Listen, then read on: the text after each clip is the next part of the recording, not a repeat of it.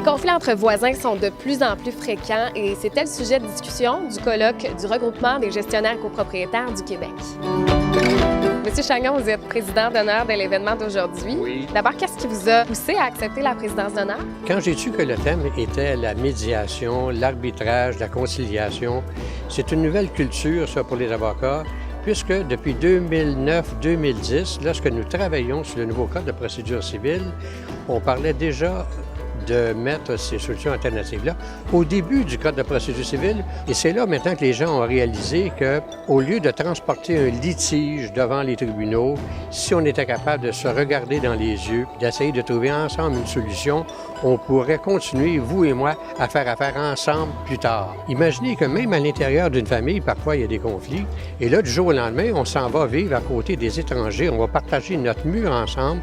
Alors, c'est une source de conflit inévitable et il faut apprendre à vivre ensemble. Il faut trouver des solutions. Et plus les solutions viennent de nous plutôt qu'être imposées par quelqu'un d'autre, plus on risque de se saluer le matin quand on se rencontre dans le corridor. Les sources de conflit, comme je disais, sont immenses et il faut éviter d'aller devant les tribunaux. Devant le juge, on ne peut pas être créatif. Et la médiation nous invite à être créatifs. On dit toujours, le juge ne peut pas juger ultra petita. Il ne peut pas juger au-delà de ce qu'on demande. Alors qu'en négociation, on peut faire des compromis. Bien, tiens, me donner ça, moi, je peux prendre ça. C'est ça qui est intéressant. Monsieur Papineau, vous êtes conférencier sur l'événement d'aujourd'hui. Parlez-nous un peu du sujet de votre conférence. Alors, le sujet, c'est l'arbitrage.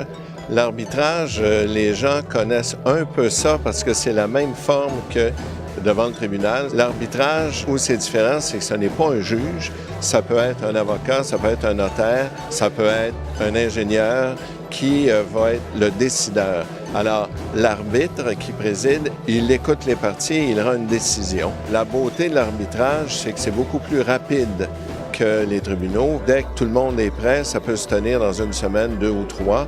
La décision peut sortir un mois après le début, tandis qu'à la cour, malheureusement, avec toutes les procédures, les délais, ça peut prendre 6 mois, 1 an, 2 ans et même 3 ans. Il y en a d'autres aussi. Davantage, je vous donne un exemple. Les cours, tout est public. Tandis qu'en matière d'arbitrage, si on veut, c'est privé. Il n'y a personne qui est là. La décision va être rendue. Si on veut, on demande à l'arbitre de ne pas inclure tous les faits. Et peut-être de garder des meilleures relations avec ses voisins? Bien, c'est le but. En matière de copropriété, je pense que l'avantage de la médiation et de l'arbitrage, ça peut prendre 1 mois, 2 mois, 3 mois maximum et tout est rendu là. Alors, c'est beaucoup plus facile pour les relations entre les copropriétaires ou entre les copropriétaires et le syndicat. Monsieur Jolicoeur, vous êtes porte-parole de l'événement d'aujourd'hui. Parlez-moi du colloque. Alors, on a un colloque sur la justice, donc l'accessibilité à la justice, la gestion des conflits en matière de copropriété, où on a reçu aujourd'hui près de 150 personnes. On a évidemment des conférenciers de qualité, plus de 6 conférenciers, des exposants, une quarantaine d'exposants qui sont venus également à ce rendez-vous printanier. Puis en quoi c'est important de parler de justice lorsqu'on parle de copropriété? La copropriété, c'est forcément de la justice. C'est une déclaration de propriété qui est somme toute très complexe. Il y a forcément, dans tout contrat, des fois des conflits. Donc, comment on peut gérer ces conflits, comment on peut les désamorcer et comment on peut, somme toute, trouver des solutions.